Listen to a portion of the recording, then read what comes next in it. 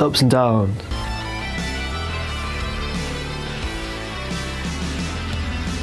So this week SmackDown Live opened with a promo segment between The Miz and Daniel Bryan, and it's always good when these two lads have a bit of a ding-dong battle against each other, isn't it? Everyone gets excited. They're really good at working with each other.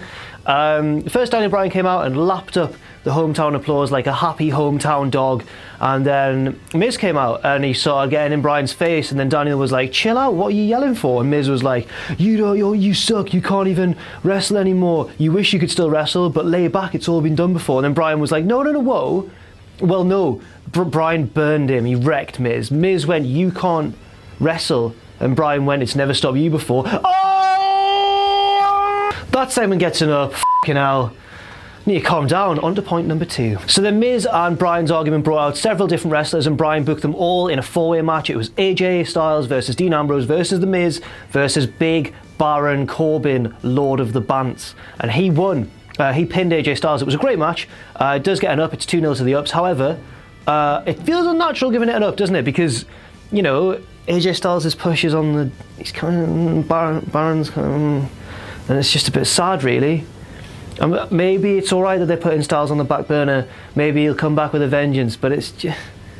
You know that when Baron Corbin wins the WWE Championship, it's gonna suck.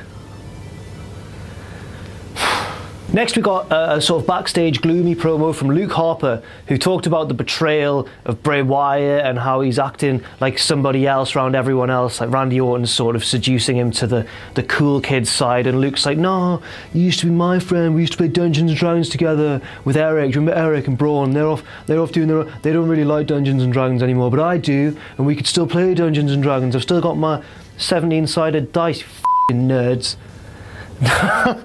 Oh my god, no, I don't know what I'm talking like I was some kind of absolute jock in school. Hey loser, what's up? Anyway, Luke Harper's like sad and cross, so look out for that match. Luke Harper probably versus Randy Orton on Sunday. Gets an up. I'm really sorry about bashing D&D. Next we had a simultaneous sort of satellite, it was like it was the biggest simulcast since Raw and Nitro back in 2001. That's right, it was Nikki Bella and Natalya, because it's too dangerous to have them in the same building. They've been brawling out of control, and if they're let in the same space as each other again, they might knock over some t-shirts or something again. Anyway, I can't really buy into this feud. It's kind of WWE doing the whole, women are crazy, aren't they? Aren't women f***ing insane? Where like, Natalya says really personal stuff like Nikki's never going to have a kid, and if she wasn't already married, John would want to be with her instead. And it's like, can we give them a feud like what the men have got? You know, at least the rest of the women's roster on SmackDown have a kind of legit wrestlers feud, but with Natalya and Nikki, it's total divas bullshittery, and it gets it down from me. But forgot about this. Doesn't count on ups and downs because this is just of SmackDown Live itself. But on Talking Smack, Nikki Bella was jumped by Natalya. She was like, she's watching it back, like she can't relax. Natalya put her under the glass table and then pulled her forwards, and her head cracked into the underside of the glass. It was a cool, innovative spot. Kind of adds a bit more fire to this match before Sunday, so hopefully it's okay. But on the whole, the feud has let me down just a little bit. Sadly, next we get another down because Dolph Ziggler lost to Apollo Crews in a minute. What? I get the story that Ziggler's overconfident and really mean, and Apollo Crews rolled him up, and then Ziggler beat him down with a chair. Then Kalisto ran out to save Apollo, and Ziggler beat him down with a chair. Oh, poor Dolph. He was doing so well with The Miz in that feud, and now he's in just one of the worst feuds on SmackDown, man. Feel bad for him, but you know, he's got a bit of a feature match on Sunday at Elimination Chamber, where he will be facing Apollo Crews and Kalisto in a 2-on-1 handicap match. But this segment was one of the low points of the show, maybe the lowest of them all.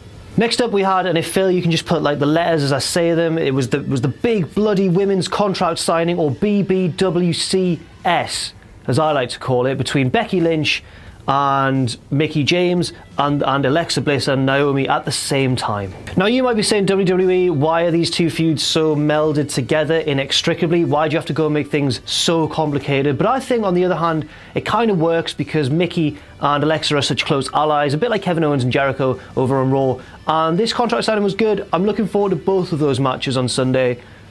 Maybe more so the Mickie James Becky Lynch one, that could be a very technical sort of encounter, maybe even a classic in terms of women's wrestling in 2017 when we look back on the year. Alexa and Naomi, not too excited for, because I think it's pretty much a foregone conclusion that Alexa's going to retain. But we'll see what happens. For now, this segment does definitely get an up on SmackDown Live this week. Next, we have the tag division, which has consistently been maybe the worst division on SmackDown since American Alpha won those titles.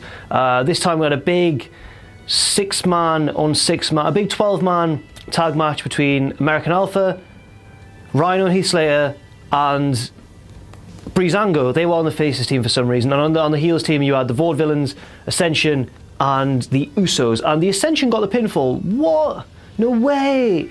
It's hard to get excited for this sort of stuff. They need to build feud to get in the tag division since the Wyatts left it. This gets it down. Oh. And finally, the main event that we've been asking for so long. It's been in higher demand than any dream match you can think of. More than Rollins versus Styles, more than Joe versus Styles, or anyone versus Styles. But you know, more than Balor versus Undertaker, more than Undertaker versus Cena. It was John Cena versus Randy Orton. Apparently for the first time ever on SmackDown Live. Maybe it was on maybe SmackDown Live is a different beast to SmackDown. It was a disappointing one, wasn't it? Cena and Orton, two of the greats and all that jazz, but they really don't have that sort of natural chemistry with each other, and it gets it down. It furthers the storylines going into Elimination Chamber.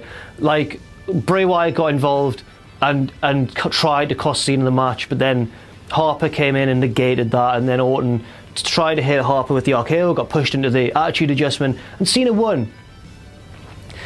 Cena versus Orton, though, isn't it? It's hard to get that excited. But Cena won. Yeah, get in. Can you believe it, Phil? Can you believe that Cena won? No.